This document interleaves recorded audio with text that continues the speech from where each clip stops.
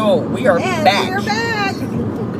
Hey. Ain't been long, y'all, but we back. This is Messages of Madness, Table Salt Carpool. Come join us anytime. YouTube. This is Danielle. It's Dan and Shell. Dan and Shell, I like that. Dan and Shell. They call Sounds me like Dan. a yogurt. You know, even though when I go to Starbucks, they always, when they say my name, they go, Daniel. I'm like, is there a boy standing in front of you? I'm like, this is the girl. So, Dan and Shell works. Dan and Shell. So we're going to talk. We are riding around. We head to work. Head to work like we do every day. And I'm So always join a us passenger. every morning. Well, I guess I don't know what time it'll be when you join us, but anyway, Early in the morning. we're hitting it in the morning. Be a virtual passenger. This seat right here is for That's you. right. Can you see my You finger? see that headrest right Doink, there? doink. That's There you. it is. That's you. That's you. So Right pretend that you're with us. having this conversation and like chiming in, and even though it's not live, but you can still chime in and just make a comment below so that we can address the comment at our next video. Yep. So we just passed the outlet. See, this is what's terrible about working where we work, because there's a huge, beautiful mall, like really, really close. And it's like, should we just exit so we can go shopping? So today we are going to be talking about accountability. Oh my God. There's so much you can say. I'm sure you guys know accountability. It don't exist everywhere. Sometimes you are a victim of it. Sometimes you benefit from it. Yes. But accountability. So what does accountability mean to you? You know, when I think about accountability, I'm thinking about, ownership. Yeah. And I'm thinking about recognizing your flaws, other people's flaws, and coming up with strategies to do better, whether it's in your personal life and your professional life. But accountability is identifying that an issue exists, owning the responsibility connecting to that issue, and talking about ways, talking it through with yourself or other people, how we can identify some best practices so that those things would not happen again. Yeah, I think that's plain and simple. You are responsible for the outcome of some initiative, some action, or whatever. And when the don't go right, take ownership of it. Say, hey, I messed up. Don't want to make that don't want to let that happen again. And here's what I'm going to do to prevent that from happening. That's all it is. Yeah. And to me, it's like, okay, that's where your integrity comes into play. And it ain't easy, because nobody wants to admit that they have shortcomings, or that there's been some failure. But that's a true sign of your character when you can say, I messed up, I'm sorry. And I'm going to do whatever it takes not to happen again. And sometimes the consequences can be very detrimental. There has to be consequences. And the thing about it is that even as individuals, we sometimes expect other people to be more accountable than we expect from ourselves. And people kind of, they look at your behavior and they operate the way they see you operate.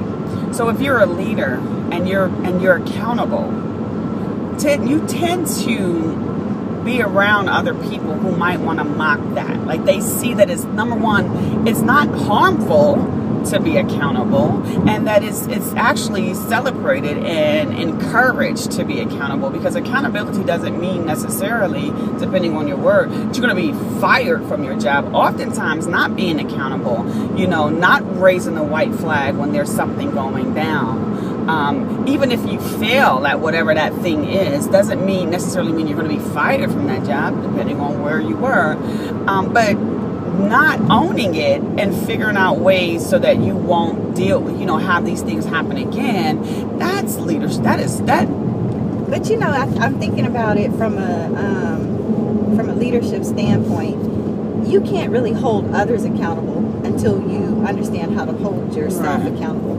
And I've seen many people who may have messed up in a situation, and they'll say, oh, my bad, I take responsibility for it. But then they continue to do the same thing over and over again. And so it's like, when that happens, you have to kick in the accountability factor and make them aware that, cool, you know, I see you recognize that you made a mistake, but what are you doing to change the behavior? Because, you know, the whole point is you're trying to bring about change, you're trying to bring about positivity, and you're trying to align people with a certain direction. When you're in leadership, hopefully you have a vision and you know where you're going, because nobody wants to follow somebody who doesn't look like they know where they're going. Absolutely. But anyway, you got to get people in alignment with that vision and that direction, and that takes accountability, because if they take responsibility for it but they don't change their behavior,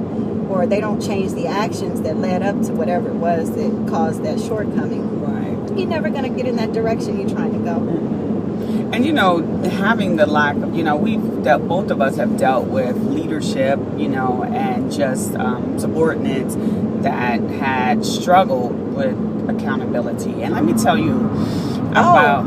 Oh, I'm sorry. Go ahead. This just had to stop coming to mind. But go ahead. Girl, that's what happens when stuff be brewing in that girl's head, child. You be like, what? Say it. Let me just put it out there. Then you say it. Yes. Holding your leadership accountable. Woo. Okay, go ahead. Think about that, right? And that's difficult. And so, but you know, let's think about the things that happens when you're not accountable. You know, when you're ignoring obvious signs, you know, of issues going on in your organization, whether it's a business that you've started, it's, you know, small business you started, nonprofit organization, large corporation, whatever it is. You know, some of the things that happens is that, you know, people who, you know, work in your workplace that really don't have what it takes to be successful in that workplace tend to stay up underneath the radar. They kind of stay underneath the radar. Box checkers. And nobody holds them accountable for anything. They stay so far up underneath the radar that you just almost, you know, you miss them every time, right? Then you have those people who are doing their thing every single day, making things happen in the organization, and they leave. So we're losing quality people because of the lack of accountability. And remember, in our last video, we said that people don't leave their jobs, they leave their leadership. They leave their bosses. And so we lose people because these people, these strong people, these great, you know, talented people, they see that there's an issue in accountability, we lose them. Then we have an issue with resources being squandered because folks aren't being held accountable. And then we have fires being put out, right? Constantly. Who wants to play with the fire hose today? Oh, that's a hard thing. First of all, hard to hold the damn hose, but you're putting out fires all the time. And not only are you putting out fires, but fires are starting in places of which they should have never started if we would have dealt with the things that we should have dealt with prior to. Identify those best practices, not dealing with those fires again and again and again. And in some workplaces, that's the way they operate, and they'll tell you this is the way it is. And that's where lack of accountability comes in, because if you're constantly putting out fires that could have been prevented, there's something wrong with that picture. I don't know. What do y'all think? And leadership. I'd love to hear what your experience is. Remember, she said holding your leadership accountable, so she needs to comment on that real quick, right? So, you know, every now and then, you're not always going to be in agreement with the direction that your leadership may be going. So, I mean, you always have options. You can leave. You know, that's an option. But then, like you were saying a few minutes ago, what happens when good people leave? You find yourself back into a hole, and you may have taken 2 steps forward, but 3 steps backwards, and you're still not getting where you want to go.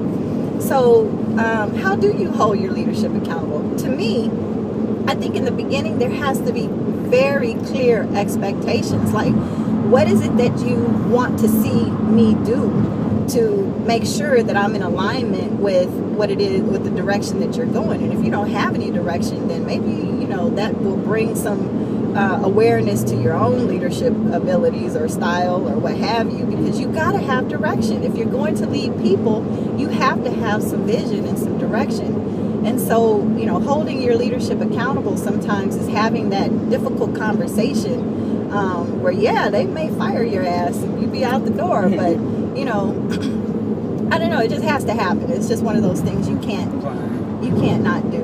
And that's when you start thinking about conflict management, and we'll talk about that when we come back again. Oh, I can't wait to tell them about C5E. It's They're breaking the codes of leadership, breaking the codes, yo. teamwork, all of that. The messages, yo. The messages of madness. And tune in again. Remember to like, comment, and share. Tell us what you want to hear.